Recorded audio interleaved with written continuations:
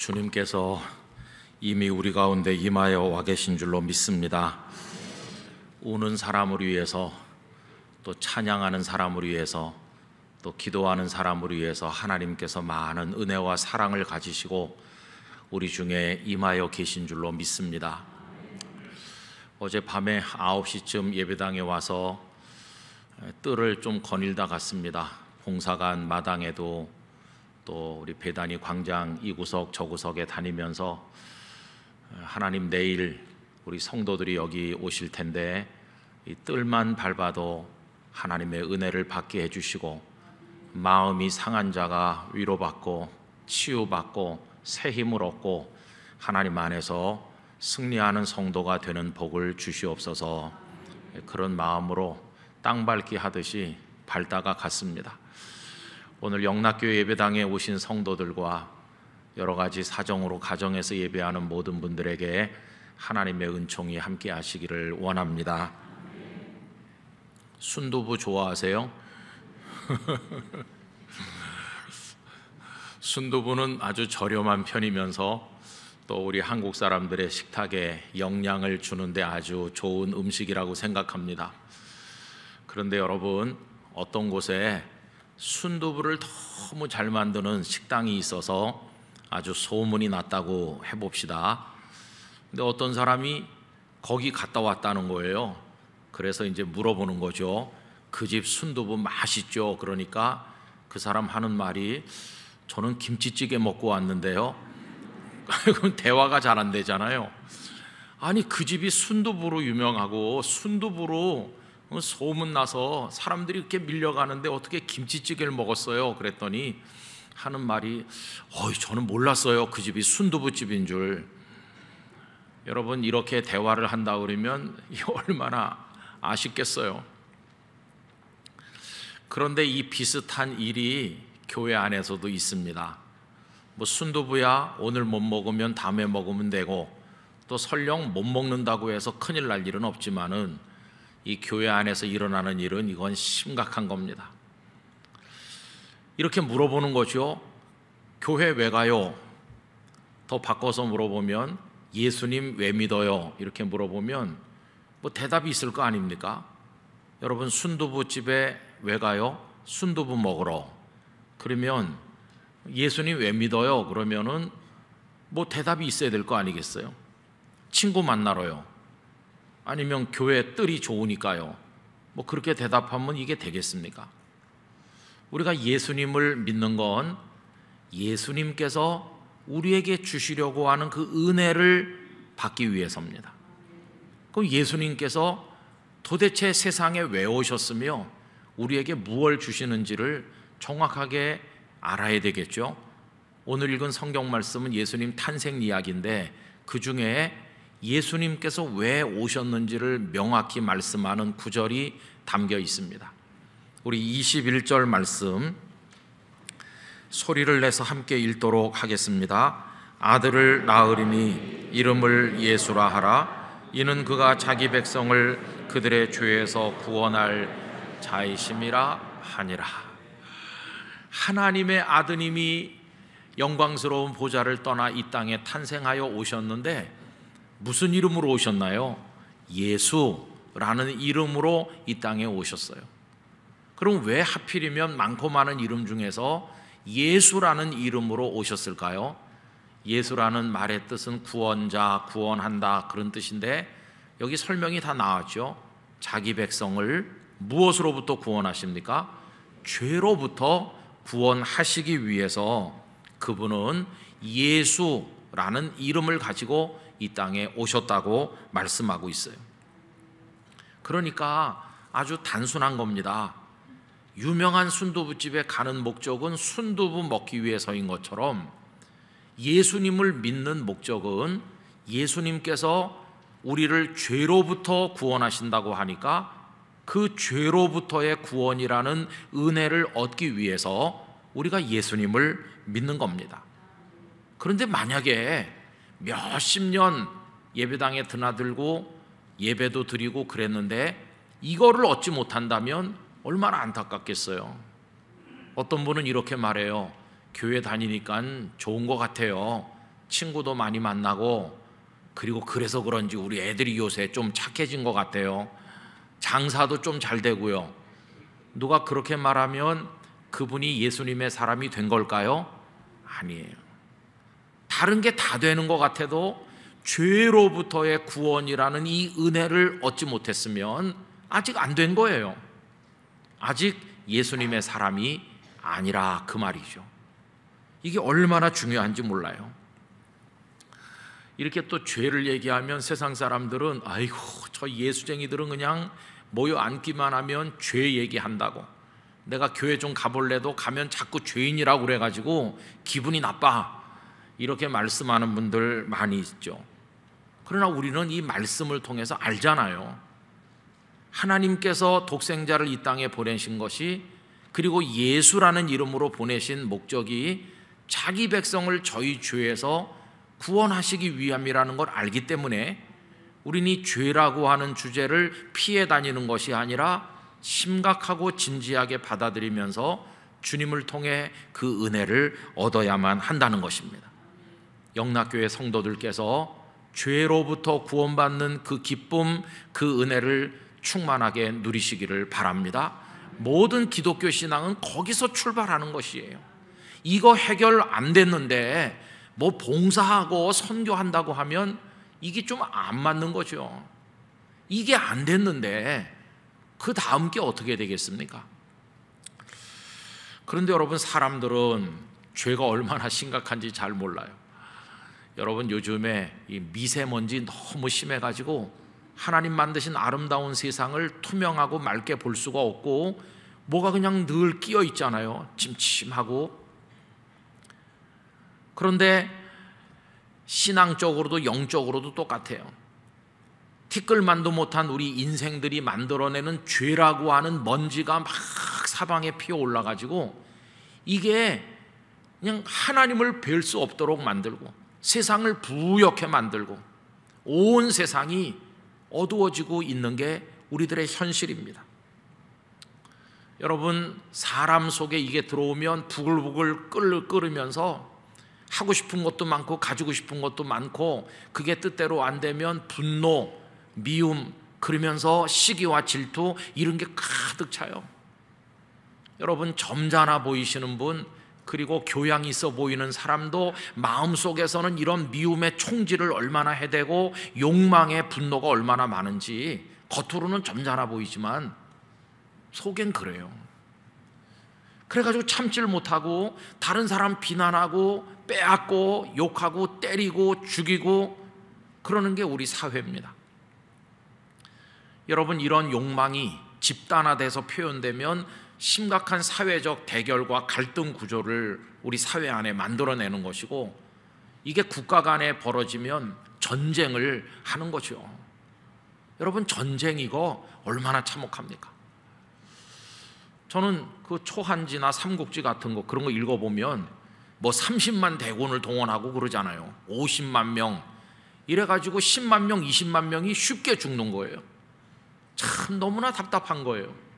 여러분, 그 중에 죽어나간 그 몇십만 속에 한 명 한 명이 다 어머니가 배 아파서 낳고 젖먹여 키우고 사랑하는 내 아들 이렇게 하면서 얼마나 귀한 사람입니까? 그런데 패권을 장악하려고 하는 제후들의 눈에는 그냥 소모품이에요.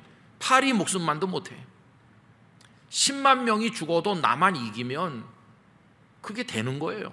이 전쟁의 논리라고 하는 게 얼마나 비극입니까? 그런데 여러분, 한 개인의 영혼 속에서부터 시작해서 사회적, 국가적, 전 세계적으로 이 모든 고통들, 이 코로나를 포함해서 그 출발 원인이 뭐냐 하면 죄입니다. 죄. 그러니 여러분, 이 죄가 출발 원인이라면 이거 해결 못하면 희망도 없고 구원도 없는 거죠. 이게 지금 우리 모두를 짓누르고 있어요. 그래서 예수님께서는 이 무거운 죄의 고통으로부터 우리를 구원하기 위하여 예수라는 이름으로 이 땅에 탄생하여 오신 것입니다. 여러분, 우리가 예수님을 믿으면서 예수님을 통해서 반드시 이 죄로부터의 구원을 얻게 되기를 원합니다. 여기에는 몇 가지 단계가 있는 거죠. 가장 출발점은 내가 죄인이라는 걸 알아야 됩니다. 깊이 깨달아야 됩니다. 죄가 주는 아픔을 느끼면서 그 죄책감, 그 꿀빠라고 하는 죄책감에 밤잠을 못 이루며 하나님 앞에 괴로워하는 탄식이 있어야 되는데 그게 없는 거예요. 여러분, 이게 가슴속에 이렇게 있다가 그 다음에는 주님께 회개해야 되는 거죠. 고백해야 되는데 그냥 적당한 게 아니라 구체적인 회개가 있어야 되고, 회개는 반드시 주님께 하는 겁니다. 사람들 모인 곳에 가서 내가 봐도 나는 나쁜 놈인 것 같아 이런다고 그게 회개가 아니고, 옆에 있는 사람이 너무 괴로워하지 마라, 다 그렇지 뭐, 이런다고 용서가 된 게 아닙니다. 여러분, 우리 사람은 나도 너도 다 똑같이 죄인이기 때문에 누가 누구를 용서해 줄 수 없어요. 이 죄는 궁극적으로 우리를 창조하신 하나님께 대한 것이고, 용서할 수 있는 분도 그분밖에 없기 때문에 회개는 주님께 하는 것이에요. 진지하게 하고 주님의 사죄하시는 은총을 얻는 것입니다. 그러면 우리의 죄를 씻는 방법으로 우리에게 주신 게 무엇입니까? 예수님으로 오신 그분, 십자가를 짊어지고 세상 죄를 다 짊어지신 어린 양이 되셔서 거기서 죽으심으로 보혈의 공로를 통하여 우리의 죄를 씻으십니다. 주님의 보혈은 죄를 씻는 능력이 있습니다. 주의 보혈 능력이 있도다. 세상에 어떤 세제로도, 어떤 방법으로도, 화학적 방법으로도, 물리적 방법으로도 씻어낼 수 없는 이 우리의 무서운 죄를 주님의 보혈만이 씻어내게 되는 것입니다.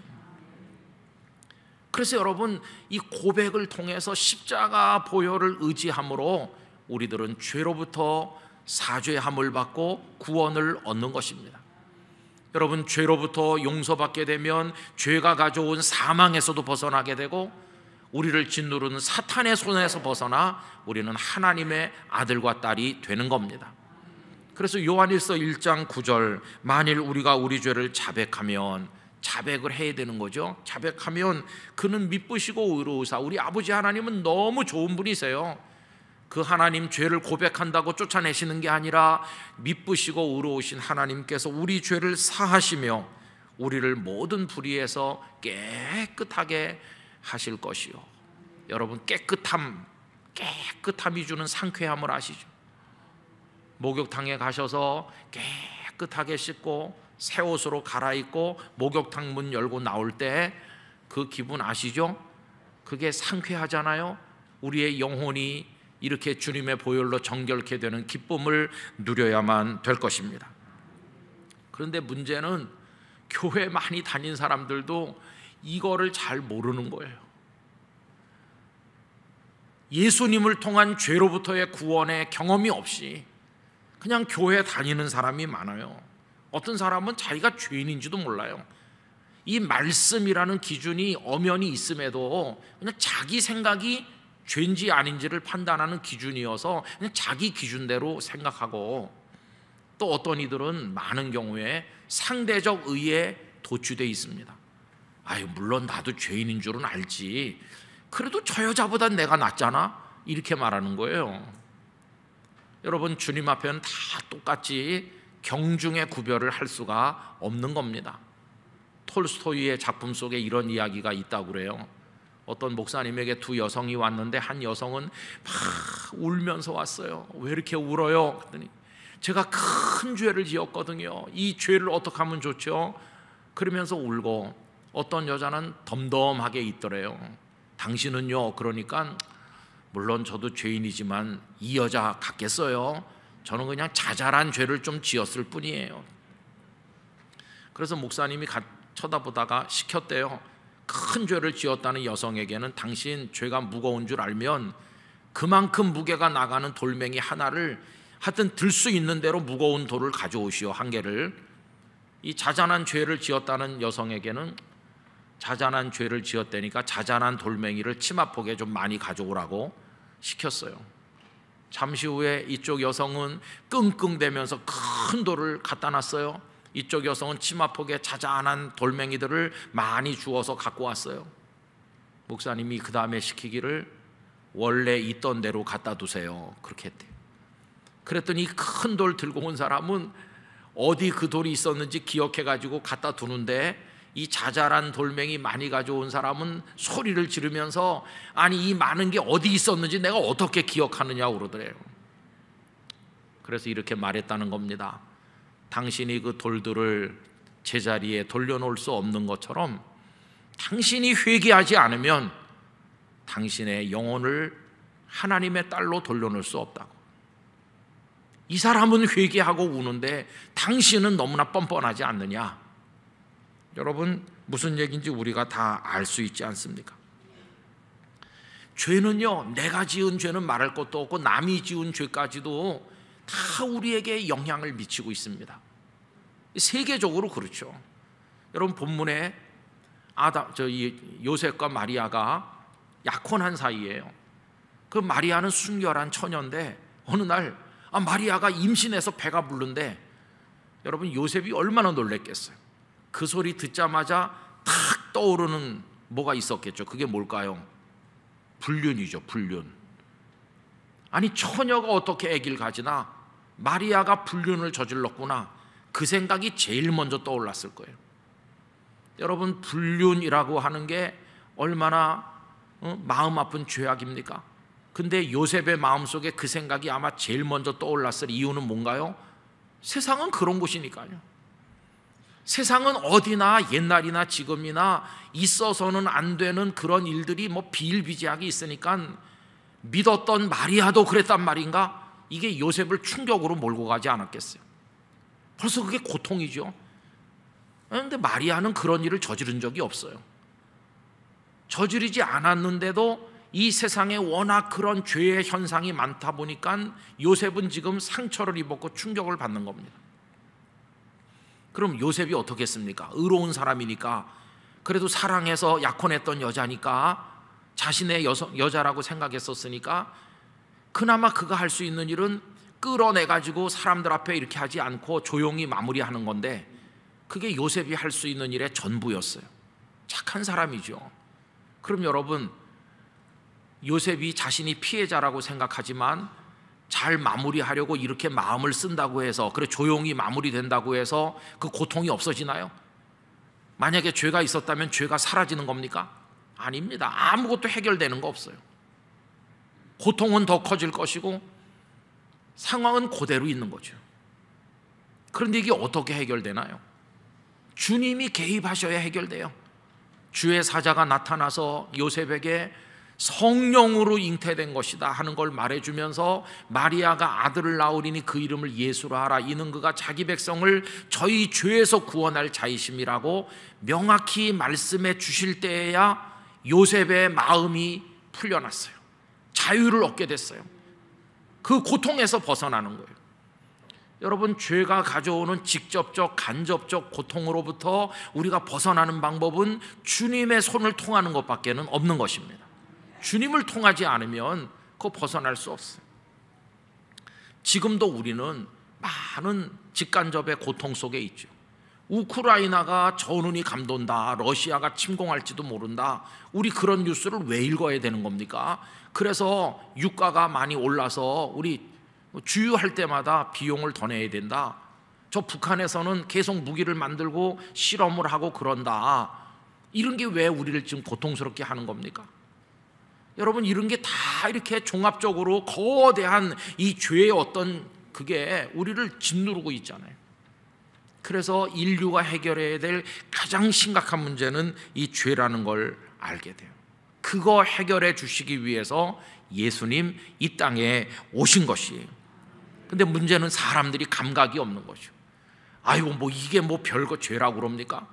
요새 세상에 그렇게 못하는 게 바보죠. 내가 어때서요? 이렇게 말하는 거예요. 여러분, 우리 슬픈 대선판에 지금 있잖아요. 후보로 나오신 분들이 정말 청렴하고 깨끗해서 우러러 보이는 분들이어야 되는데 다들 이렇게 변명하고 저 사람은 나보다 더 나쁘다고 말하잖아요. 우리 그 중에 한 분을 찍어야 되니까 그게 지금 우리의 슬픔 아닙니까? 뿐만 아니라 요새는 사람들이 수치도 없어요. 옛날에는 그래도 아담과 하와가 범죄하고 추방당할 그때 무화과 잎으로 수치를 가리려는 마음은 요만큼 있었잖아요. 최소한의 수치심.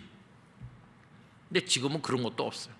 동성애자들은 전에는 몰래 그랬는데 이제는 시청 앞 광장에서 대놓고 인권이라고 말하면서 하나도 부끄러워하지 않아요. 세상이 어떻게 되고 있는지 잘 모르겠어요. 교회는 어떤가? 이 대목이 마음 아픈 거죠. 저는 가끔 우리 한국교회 안에 회개가 없어, 그런 생각이 들어요. 아까 일부 예배 끝나고 우리 교회 출석하신 어느 목사님 나가시면서, 목사님 옛날에 이영덕 국무총리께서요, 한국교회 회는 있는데 개가 없다고 그랬어요. 이렇게. 회는 마음 아파하고 탄식하는 거죠. 근데 그 다음에 계속 똑같은 일을 또 하니까 개선이 안 돼가지고 개는 없다고 그랬대요. 여러분, 정말 한국교회 회개가 있나? 무슨 기독교 언론 여기저기 유튜브 이렇게 사방 보면요, 그냥 뛰어난 사람, 스타들, 업적이 많은 사람, 훌륭한 사람, 자부심이 많은 분들, 그런 분들은 굉장히 많아요. 그러나 탄식하면서 십자가 앞에 무릎 꿇고 눈물을 흘리면서, 주님, 저는 죄인입니다. 제가 어떻게 주님의 사람이 될 수 있나요? 탄식하면서 구원받은 기쁨이 너무 커서 어쩔 줄 모르고, 만입이 있어도 하나님의 은혜를 다 찬송할 수 없다고, 나 전체가 이젠 주님의 것입니다, 이렇게 바싹 엎드려서 겸손하게 주님을 바라보는 사람 찾아보기가 어려워요. 복음의 향기는 나는 할 수 있다 이렇게 소리 지르는 데서 나타나는 게 아니라, 주님 앞에 엎드려 자신의 죄를 탄식하면서 눈물을 흘리는 바로 거기서 복음의 향기가, 용서의 능력이 나타나는 게 아니겠습니까? 여러분, 주님의 사람으로 새롭게 빚어지고 주님의 일꾼이 되는 것도 바로 그 순간이죠. 갈릴리의 어부 시몬이 예수님의 제자가 된 것은 나는 갈릴리의 베테랑 어부라고 자랑할 때가 아니라, 예수님 앞에 무릎 꿇고 주여 나를 떠나소서 나는 죄인이로소이다 이렇게 할 때 그는 예수님의 제자가 되고, 선지자 이사야도 마찬가지죠. 그는 이렇게 탄식했잖아요. 화로다 나여 망하게 되었도다. 나는 입술이 부정한 사람이요 나는 입술이 부정한 백성 중에 거주하면서 만군의 여호와이신 왕을 배웠음이로다. 어떡하지? 이 죄인인 내가 어떻게 하면 좋을까? 이렇게 탄식할 때 그의 입술을 정결하게 하시고 하나님의 선지자로 세우셨잖아요. 여러분, 기독교 신앙의 능력이라고 하는 것은 자신을 대단한 줄로 아는 이들의 화려한 교만한 축제에서 그게 나타나는 게 아니라, 주님 앞에 죄인임을 고백하며 엎드리는 거기서 기독교 신앙의 능력이 나타나는 것입니다. 천국은 자신의 우수성을 자랑하는 사람을 선발하는 나라가 아니라, 자신의 못남과 연약함과 죄인됨을 고백하는 이들, 그런 이들을 발탁하셔서 위대한 역사의 주역으로 세우시는 나라가 주님의 나라인 것입니다. 그러므로 누가 진정으로 복 있는 사람인가? 로마서 4장 7절 8절을 읽어드립니다. 불법이 사함을 받고 죄가 가려짐을 받는 사람들은 복이 있고, 주께서 그 죄를 인정하지 아니하실 사람은 복이 있도다 함과 같으니라. 이 복이 우리 모두의 복이 되기를 간절히 원합니다. 그래서 이제는 누가 교회를 몇십 년 다녔다면서요, 그래서 뭘 얻었나요? 이렇게 우리한테 묻는다면 이것저것 딴 거 말할 거 없어요. 내가 예수님을 믿어서 죄로부터 구원받았어요. 사망으로부터 구원받았습니다. 나는 이제 사탄의 손에서 벗어나서 하나님의 자녀가 됐습니다. 여러분, 이렇게 고백하시고 자랑하실 수 있기를 바라는 것입니다. 이게 어떻게 가능한가? 보혈을 지나서 가능한 것이죠. 보혈을 지나 하나님 품으로, 보혈을 지나 아버지 품으로, 보혈을 지나 하나님 품으로 한 걸음씩 나가네.